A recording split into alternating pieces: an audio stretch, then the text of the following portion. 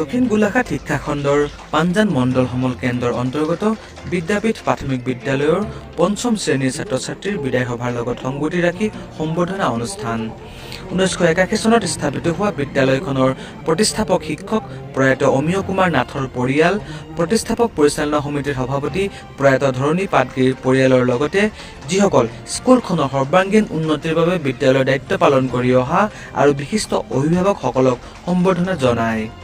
অনুষ্ঠানটিত মুখ্য অতিথি হিচাপে দেৰগাঁও গোলাঘাট জিলাৰ জিলা শিক্ষা প্ৰশিক্ষণ প্ৰতিষ্ঠানৰ জ্যেষ্ঠ প্ৰবক্তা দীপাংকৰ চক্ৰৱৰ্তী, দক্ষিণ গোলাঘাট প্ৰাথমিক শিক্ষা খণ্ডৰ শিক্ষা বিষয়া বিৰাজ দাস, টেঙাহোলা আৰু বাৰমুখীয়া ক্লাষ্টাৰৰ CRCC ভাৰত শইকীয়াৰ লগতে স্থানীয় কেইবাজনো বিশিষ্ট অতিথি উপস্থিত থাকে।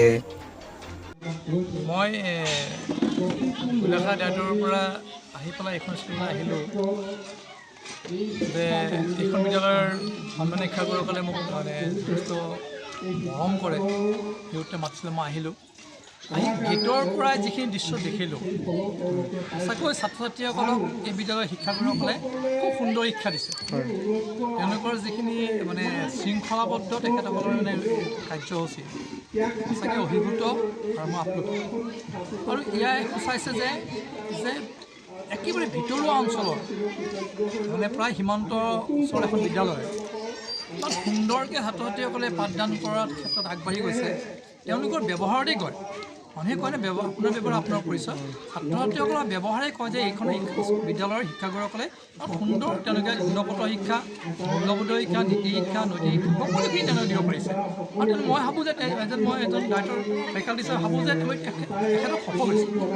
আৰু এই সফলতাৰ আঁৰত তেওঁলোকৰ কষ্ট, অভিভাৱকৰ বিদ্যালয়ৰ প্ৰতি মৰম, বিদ্যালয়ৰ পৰিচালনা সমিতি আৰু মাতৃগোটৰ সকলোকে মই ধন্যবাদ দিছোঁ যে আপোনালোকে ইমান সুন্দৰকৈ ছাত্ৰ ছাত্ৰীসকলক আগবঢ়াই নিয়াত নিব পাৰিছে।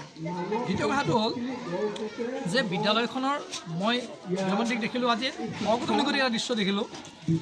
সেইটো সঁচাকৈ মই আজিলৈকে মোৰ চাকৰি জীৱনত দেখা নাই গৌৰীত যে বিশিষ্ট অভিভাৱক নিৰ্বাচন কৰি ইয়াৰ পৰা তেওঁলোকৰ যিমান বিদ্যালয়ৰ ছাত্ৰী আছে, 100ৰ ওপৰত ল'ৰা ছোৱালী আছে, ইয়াত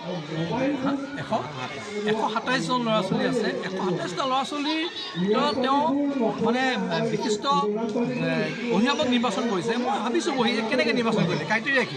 আমি নিৰ্বাচনৰ ক্ৰাইটেৰিয়া বিচাৰোঁ। কিন্তু তেতিয়া বক্তব্য যিটো হ'লে যে চৰকাৰী বিদ্যালয়ৰ শিক্ষাগুৰুসকলে আৰু চৰকাৰী কৰ্মচাৰীসকলে নিজৰ সন্তানটোক অসমীয়া মাধ্যম বিদ্যালয়ত পঢ়াইছে। এইটো সঁচাকৈ গৌৰৱৰ বিষয়। এই অঞ্চলৰ মানুহে আমি ভাবিব নোৱাৰোঁ, এই অঞ্চলৰ মানুহে অসমৰ মানুহক দেখাই দিছে, চাকৰিয়ালসকলে দেখাই দিছে যে চৰকাৰী বিদ্যালয়ত আমি ল'ৰা ছোৱালীক পঢ়াইছোঁ। গতিকে এই দৃশ্য যদি সদায় অটুট থাকে, এইটো সকলোৱে মানি লয়, তেতিয়াহ'লে অসমীয়া মাধ্যমৰ বিদ্যালয়বিলাক কেতিয়াও বন্ধ নহয়। যি বন্ধ হোৱাৰ উপক্ৰম হৈছে, বহুত বন্ধ হৈছে, আমাৰ কাৰণেই বন্ধ হৈছে। আমাৰ তথাকথিত বুদ্ধিজীৱী, তথাকথিত আমি মুখেৰে কথা এটা কওঁ, কাৰ্যত এটা কৰোঁ, আমাৰ কাৰণে আমাৰ ভুলৰ কাৰণে বন্ধ হৈছে। গতিকে এই বিদ্যালয়ৰ যিসকল অভিভাৱক নিৰ্বাচন কৰিছে, তাত মই যথেষ্ট সুখী আৰু খুব তেওঁলোকক মই ধন্যবাদ দিছোঁ। এই বিদ্যালয়ৰ সকলো বিদ্যালয়ৰ পৰিয়ালক ধন্যবাদ দিছোঁ। দ্বিতীয়তে আৰু এটা কথা হ'ল যে সন্মান কেনেকৈ দিব লাগে তেওঁলোকে দেখাই দিছে।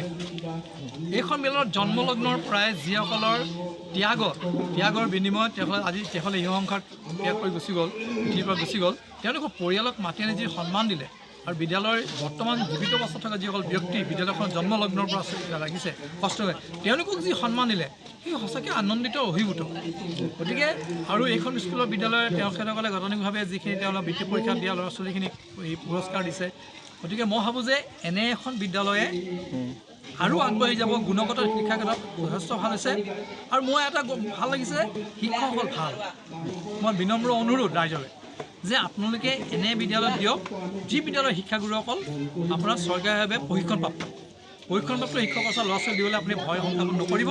আৰু আপোনালোকৰ মই আপোনালোকে বিশ্বাস ৰাখক, সন্তানটো আপোনালোকে দিলে মানুহ কৰাৰ দায়িত্ব আমাৰ শিক্ষাগুৰু। আজি আমি পঞ্চম শ্ৰেণীৰ বিদায় সম্বৰ্ধনা অনুষ্ঠান এই কাৰ্যসূচীটো আমি আজি সুদূৰ কেইবাবছৰৰ পৰা ধৰি আমি এই সম্বৰ্ধনা কাৰ্যসূচী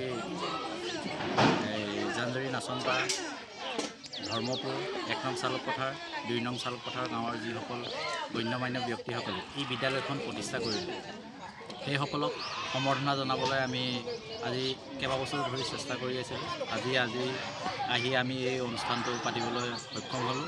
আমাৰ এই সম্বৰ্ধনা অনুষ্ঠানত আমি বিশিষ্ট অতিথি হিচাপে সুদূৰ দায়িত্বৰ জ্যেষ্ঠ প্ৰবক্তা দীপাংকৰ চক্ৰৱৰ্তী ছাৰ আৰু খণ্ড প্ৰাথমিক শিক্ষা বিষয়া বিৰাজ দাস ছাৰ আৰু CRCC master trainer Bharat sir আমি আমন্ত্ৰণ কৰিছিলোঁ। তেখেতসকলে আহি আমাক উৎসাহিত কৰিলে আৰু অনুষ্ঠানটো তেখেতসকলে সাফল্যমণ্ডিত কৰাত যি আমাক প্ৰেৰণা দিলে, উৎসাহ দিলে, তাৰ বাবে তেখেতসকলক আমি অশেষ ধন্যবাদ জ্ঞাপন কৰিছোঁ।